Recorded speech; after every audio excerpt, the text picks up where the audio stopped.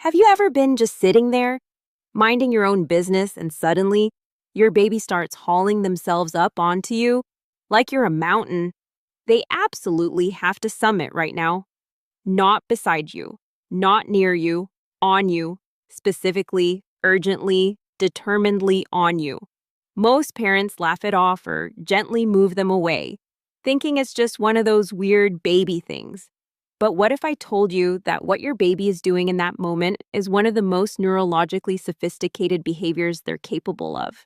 What if that seemingly random climbing is actually a window into exactly how your baby's brain works and what they need from you to develop well?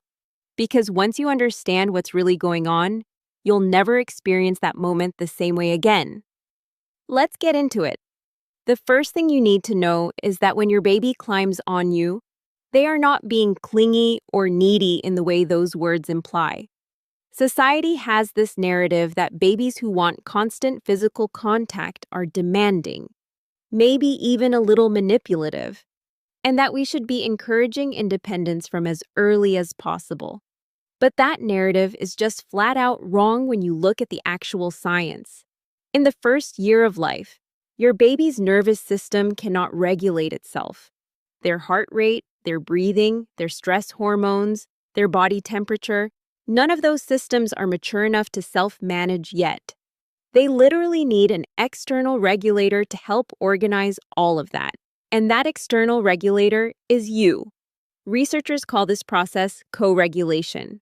When your baby presses their little body against yours, your calm heartbeat influences theirs. Your breathing pattern starts to shape theirs.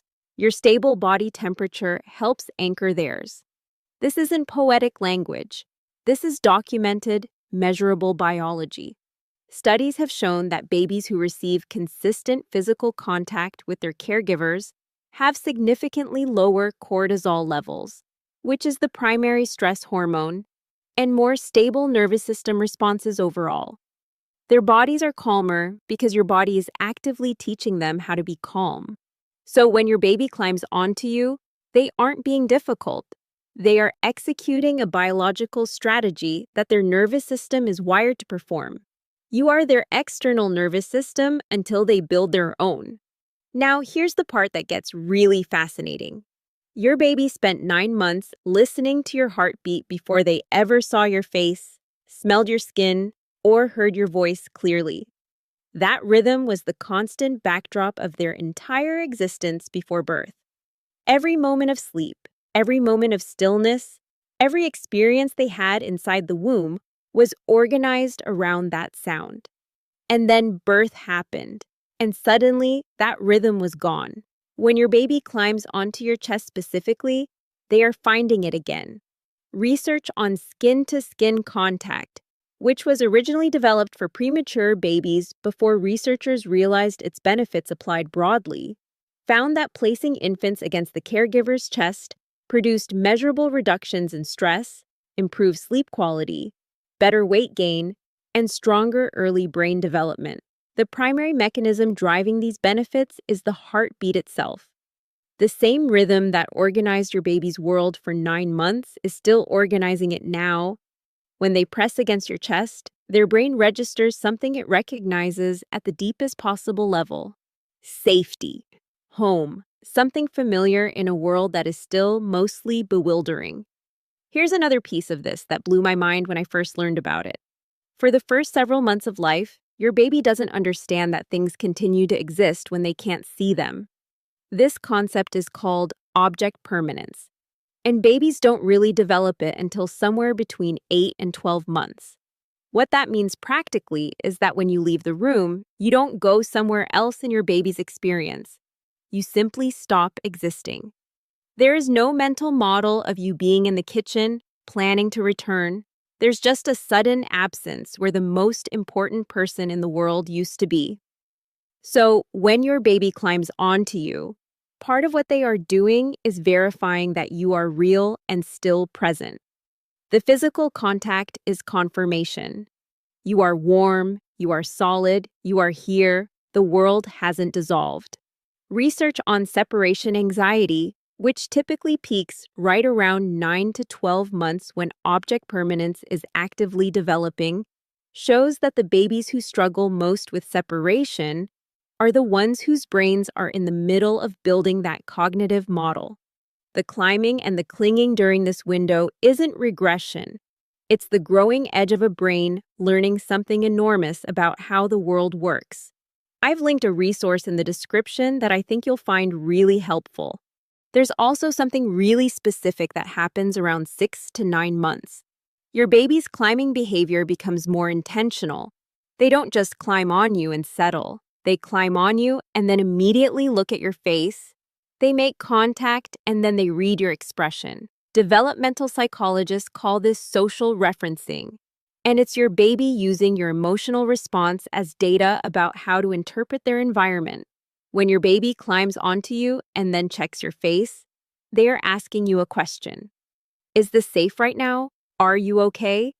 How is the world today? Studies have found that infants as young as 8 months will adjust their own emotional responses based entirely on their caregiver's facial expression, even in situations that are completely neutral or ambiguous. When you look warm and calm, they relax. When you look stressed or distracted, they become unsettled. Your face is part of what they came for when they climbed up. The physical contact is the question, and your expression is the answer you give back. And all of this, every single one of these moments, is building something that will shape who your baby becomes for their entire life. Researchers studying secure attachment have followed people from infancy all the way into adulthood, and the findings are striking. People who developed secure attachment in their earliest years showed stronger emotional regulation, healthier relationships, greater resilience when facing stress, and better mental health outcomes across the board. Not because of genetics or advantage, but because someone consistently showed up when they reached out. Every time you receive your baby's bid for physical contact, you are depositing into a developmental account that pays off for decades. You are building their internal model of what relationships are. You are teaching them that when they reach out, someone is there. Now, I want to acknowledge something because this is a real conversation. There are moments when you have been climbed on 4 times in an hour, and you genuinely need 5 minutes where nobody is touching you. That is completely valid, and it doesn't make you a bad parent. You are a person with your own nervous system, and sustainable caregiving requires that you stay regulated enough to be the regulator. So, what does the research actually support when you need a break? The key is transition rather than abrupt separation. When you need to set your baby down, narrate it. Tell them what's happening. Tell them where you're going and that you'll be back. Keep talking after the physical contact ends. Your voice bridges the gap between the physical connection and the distance, and it tells their nervous system that you haven't vanished. Studies consistently show that it's not physical separation itself that causes the most distress. It's unpredictable, unannounced separation. A baby placed down with warmth and words by a parent who stays visible and keeps talking settles significantly faster than one who is put down without that transition. Taking care of yourself and taking care of your baby are genuinely not competing priorities. A regulated parent is the single most important resource a baby's nervous system can access. So take the 5 minutes when you need them, breathe, reset, and come back. Because that return is its own message. It tells your baby that you always come back. And that message, repeated across hundreds of interactions in the first years of life, is the foundation of secure attachment. When your baby climbs on you, they are doing exactly what millions of years of evolution designed them to do. They are seeking the one body their nervous system recognizes as safe. They are finding a heartbeat they've known longer than anything else. They are confirming you exist. They are asking you how the world is today. And in the way you receive all of that, with presence, with warmth, with the willingness to be found, you are answering the most important question they will ever ask. Am I worth reaching for? Make sure they know the answer is yes. If this changed how you see those moments with your baby, subscribe. New videos every week. I've linked a resource in the description that I think you'll find really helpful.